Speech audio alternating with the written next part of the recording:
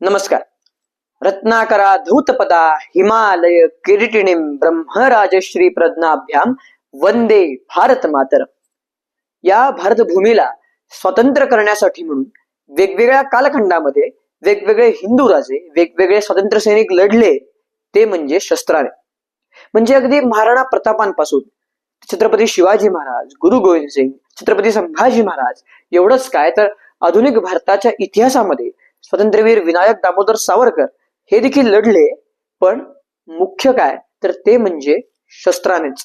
आणि आज जेव्हा भारताला स्वातंत्र्य मिळालेलं आहे, तेव्हा भारतावर होणाऱ्या आक्रमणांना उत्तर देताना किंवा भारतावर झालेल्या आक्रमणांना योग्य ते उत्तर देऊन त्यांना थोपवताना वापरण्यात येत आहे ते म्हणजे शस्त्रच. नमस्कार. अथर्व प्रशांत कुलकर्णी सध्या सिंहगड विधी महाविद्यालयामध्ये विधीच्या 3ऱ्या वर्षाचे शिक्षण घेत आहे आणि आपल्या समोर आज विषय मांडत आहे सावरकरांच्या विचारामधील शस्त्रसज्ज भारत आणि ऑपरेशन सिंदूर. या भारतभूमीला स्वतंत्र करण्यासाठी म्हणून सशस्त्र क्रांतीचा केतू उभा करून शत्रूला मारिता मारिता मरे तो झुंजेन, अशी शपथ वयाच्या 14व्या वर्षी ज्या मुलाने घेतली आणि हाच सशस्त्र क्रांतीचा केतू उभा करण्यासाठी म्हणून अगदी कोवळ्या वयात सर्वांगाचा त्याग करून लंडनला जाऊन तिथून शस्त्र भारतात पाठवून इकडच्या क्रांतिकारकांना शस्त्र सज्ज केलं, ते म्हणजे विनायक दामोदर सावरकरांनी. अर्थात स्वातंत्र्यवीर सावरकर जेव्हा हे शस्त्र भारतामध्ये पाठवत होते तेव्हा विचार नक्की होता की या शस्त्राची दहशत ही इंग्रजाला बसली पाहिजे. म्हणजे माझ्याकडे देखील शस्त्र आहे, या दहशतीवर इंग्रज हा भारत देश सोडून गेला पाहिजे, असं हे सोपं गणित होतं. एवढंच नाही तर अंदमानाचा काळ कोठडी भोगल्यानंतर सुद्धा जेव्हा नेताजी सुभाषचंद्र बोस यांच्याबरोबर सावरकरांची भेट झाली, तेव्हा नेताजींना सुद्धा सशस्त्र सैन्य घेऊन भारतात या अशा पद्धतीचा सल्ला सावरकरांनी दिला. कारण ध्येय एक होतं की भारताला शस्त्र सज्ज बनवायचं होतं.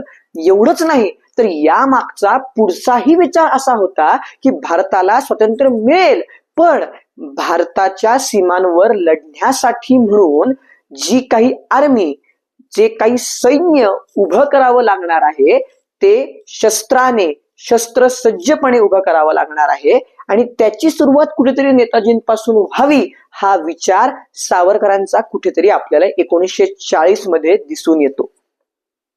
मित्रांनो, सावरकरांचा हाच शस्त्रसज्जतेचा विचार आपल्याला दिसून येतो, तो म्हणजे आज आपण भारताने ऑपरेशन सिंदूर मधून जे पाकिस्तानला, तिकडच्या दहशतवाद्यांना उत्तर दिलं आहे त्यामधून. कसं, याच्या आधी आपण जरासं बोलूयात अहिंसा परमो धर्म या विषयावर.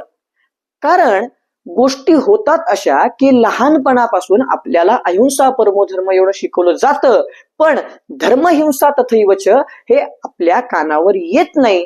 आणि याच उत्तर आपल्याला मिळतं ते म्हणजे अहिंसा परमो धर्म जरी असलं तरी धर्मासाठी केलेली हिंसा ही कधीही चुकीची नाही. आणि ही हिंसा ज्या धर्मासाठी करतो तो धर्म म्हणजे काय तर आ सिंधू सिंधू पर्यंत यस्य भारत भूमिका, हा सावरकरांनी आपल्याला दिलेल्या धर्माची, हिंदुत्वाची व्याख्या. आणि या हिंदुत्वाच्या आणि या हिंदूंसाठी म्हणून जी काही हिंसा केली जाईल त्याला हिंसा मानायची नाही, हे भगवद्गीतेतलं प्रमाण. आणि म्हणून पहलगाम हल्ला झाला तो शस्त्रसज्जपणाचा एक उत्तम उदाहरण मानलं पाहिजे. म्हणजे अगदी पहलगाम हल्ला झाला 24 एप्रिल रोजी, तुम्ही हिंदू आहात का हे ठरून ठरून ठरून बघून मारण्यात आलं. तुम्ही फक्त हिंदू आहात म्हणूनच तुम्हाला मारण्यात आलं. आणि या सगळ्याचं उत्तर देण्यात आलं ते म्हणजे भारताकडे असलेल्या आधुनिक शस्त्रांनी, भारताकडे असलेल्या आधुनिक उपकरणांनी. आणि हा आधुनिक भारत शस्त्रसज्जपणे पाकिस्तानमध्ये गेला. 6 आणि 7 मे रोजी कारवाई केली आणि पाकिस्तान मधल्या दहशतवाद्यांना योग्य ते उत्तर सुद्धा दिलं. मित्रांनो, ऑपरेशन सिंदूर हे भारताच्या शस्त्रसज्ज असण्याचं एक सुंदर आणि उत्तम उदाहरण आहे.